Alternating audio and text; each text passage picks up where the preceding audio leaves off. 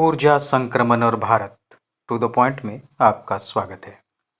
विश्व आर्थिक मंच ने 28 जून को अपने ऊर्जा संक्रमण सूचकांक में भारत को वैश्विक स्तर पर 67वें स्थान पर रखा और कहा कि यह सभी आयामों में ऊर्जा परिवर्तन की गति में तेजी लाने वाली विश्व की एकमात्र प्रमुख अर्थव्यवस्था है। इस सूची में स्वीडन शीर्ष पर था। इसके बाद 120 देशों की सूची में शीर्ष 5 में स्वीडन के बाद डेनमार्क, नॉर्वे, फिनलैंड और स्विट्जरलैंड थे।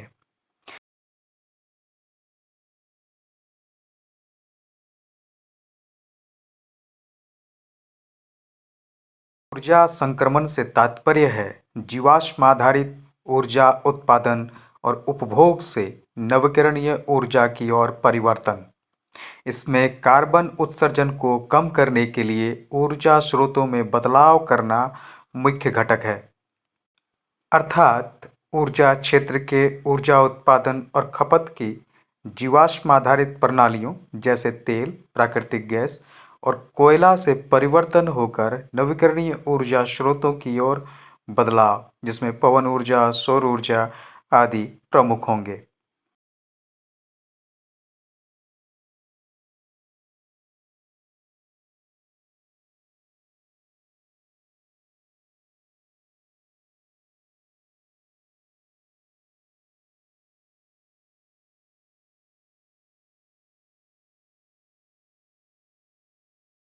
भारत में ऊर्जा परिवर्तन की आवश्यकता क्यों है?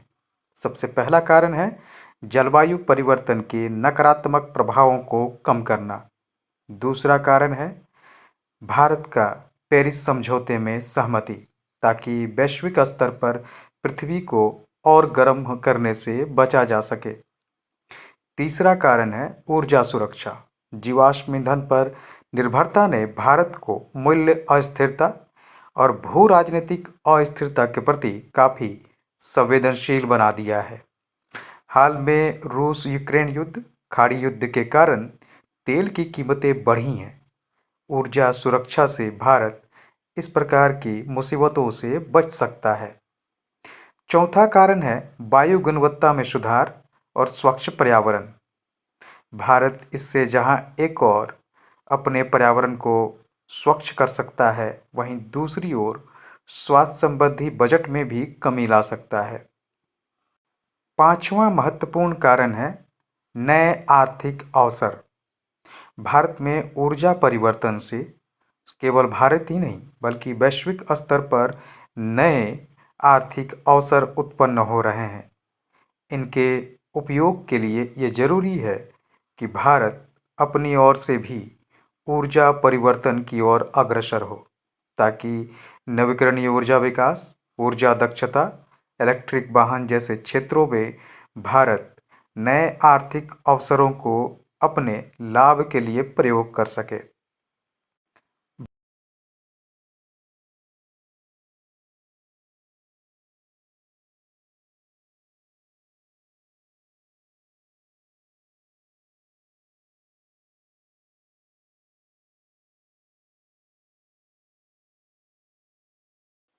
ऊर्जा संक्रमण की चुनौतियाँ। पहली चुनौती, जीवाश्म आधारित अर्थव्यवस्था पर निर्भर नौकरियों पर प्रभाव पड़ेगा, जैसे कोयला उत्पादन क्षेत्र में नौकरियों का नुकसान होगा। दूसरा, नवीकरणीय ऊर्जा में संक्रमण की प्रारंभिक लागत काफ़ी अधिक है। नए बुनियादी ढांचे के निर्माण की आवश्यकता है, जिसकी लागत काफ़ी अधिक है। साथ ही नवीनतम तकनीक का प्रयोग तथा अधिक भूमि की आवश्यकता भी इसके लिए लागत को बढ़ा देगी। तीसरी चुनौती है कल्याण कार्यक्रमों पर राज्य का व्यय, चूँकि काफ़ी अधिक है, इसलिए भारत जैसे अधिक जनसंख्या वाले देश को नवीकरणीय ऊर्जा स्रोतों के आधारभूत संरचना के विकास के लिए ध्यान देना मुश्किल हो रहा है। चौथी चुनौती है ऊर्जा भंडारण, क्योंकि सौर ऊर्जा, पवन ऊर्जा के माध्यम से जो भी ऊर्जा उत्पन्न होती है वो रुक रुक कर होती है।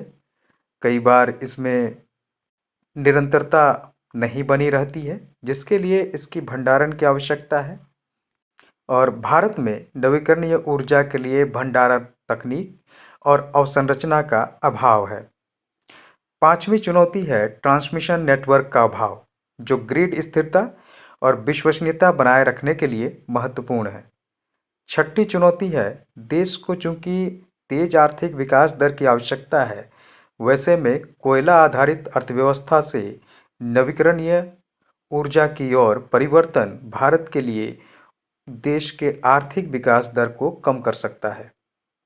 सातवीं चुनौती है कोयला पर आधारित अर्थव्यवस्था भारत में काफ़ी व्यापक रूप से फैली हुई है। इसको बदलने की लागत भारत में काफ़ी अधिक आएगी। आठवीं चुनौती जन जागरूकता की कमी, जिसके कारण अभी भी लोग नवीकरणीय ऊर्जा की ओर काफ़ी सशंकित हैं।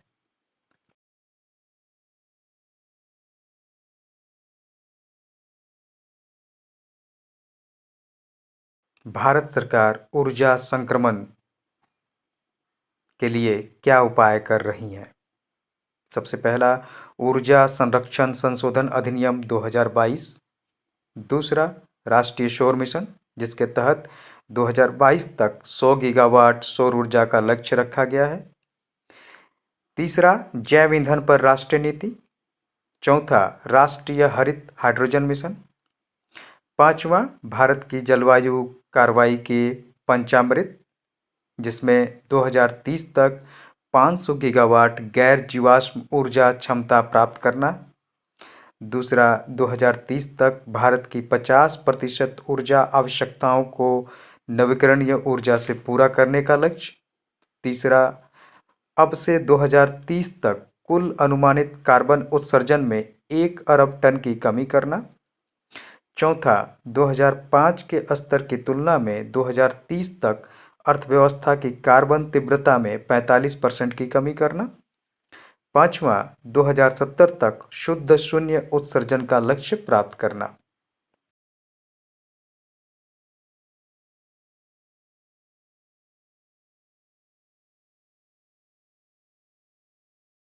आगे भारत में क्या किया जा सकता है? सबसे पहले राज्यों की क्षमता को पहचान कर उनको नवीकरणीय ऊर्जा के लक्ष्य निर्धारित किए जा सकते हैं। दूसरा, नवीकरणीय क्षेत्र में अनुसंधान एवं विकास में निजी निवेश में वृद्धि की जा सकती है। तीसरा, अंतर्राष्ट्रीय सहयोग और समर्थन प्राप्त किया जा सकता है। चौथा, कोयला आधारित क्षेत्रों के लिए वैकल्पिक आजीविका के अवसर पैदा किए जा सकते हैं, ताकि जिनकी नौकरियां इन क्षेत्रों में छूटे वे अपने आजीविका खोए नहीं। चौथा, उचित योजना और निगरानी की आवश्यकता है। पांचवा, जन जागरूकता। छठा, कोयला से हरित ऊर्जा परिवर्तन के लिए निजी क्षेत्र को सहयोग दिया जा सकता है। और सातवां, स्वच्छ ऊर्जा उपकरणों का घर में ही निर्माण अर्थात देश में ही विनिर्माण करने की आवश्यकता है। धन्यवाद।